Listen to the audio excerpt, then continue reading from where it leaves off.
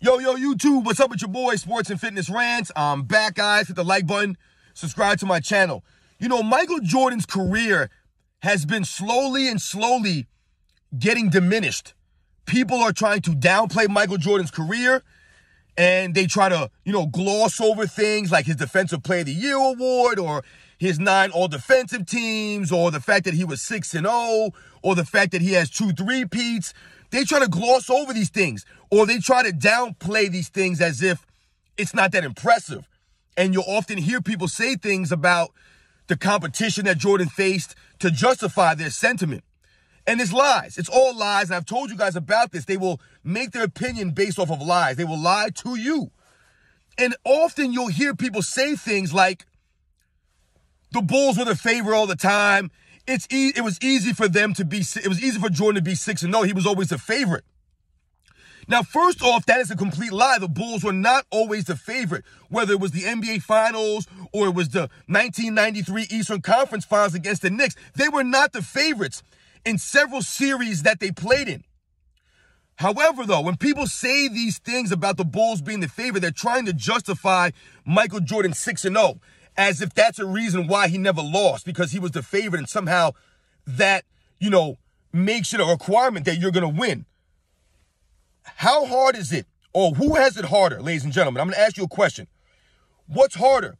Is it harder to always be on top and stay on top, and to have all the pressure on you to always win, the pressure to win? Or is it easier to be the underdog all the time and not have the pressure of winning, where you can go out and play freely and you don't have to have the pressure of winning a game, and it doesn't matter what you do because you weren't expected to win anyway. So there's zero pressure on you.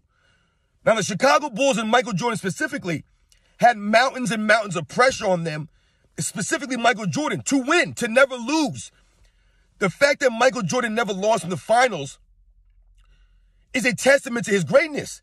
It shouldn't diminish his greatness. And that's what's going on right now. People try to diminish Michael Jordan's greatness by making up these nonsensical things about he was the favorite, so it was easy for him to win, or it's easier to win if you're the favorite. I don't understand that logic. Now, I played sports my entire life growing up. And unfortunately for me, my high school teams were never good. We were never the favorite to win anything.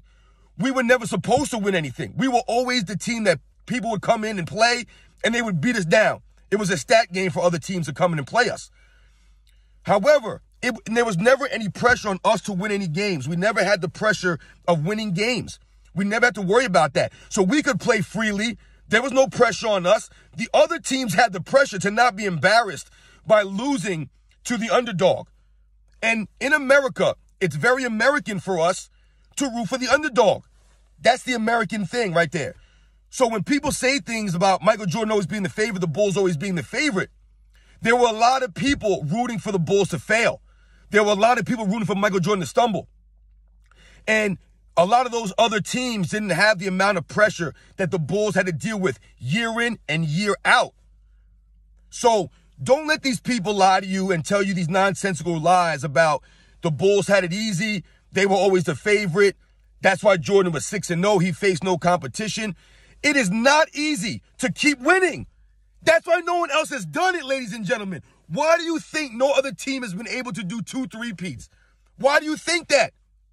If teams are greater now, if the Golden State Warriors are the greatest dynasty that they're trying to make you believe, why could they not repeat? And you'll hear people say things like, oh, Kevin Durant got injured. And yes, that's true. That's part of it. It's hard to stay healthy consecutive seasons and make deep playoff runs year in and year out.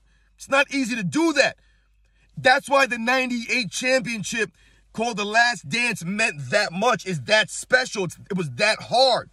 Jordan had to carry an injured, depleted Bulls team to the finish line. So shout out to Michael Jordan's greatness, and shout out to all the real basketball fans out there that are pushing back on the lies that's been thrown out there to downplay Michael Jordan's greatness, to downplay his entire era. We got to stop it.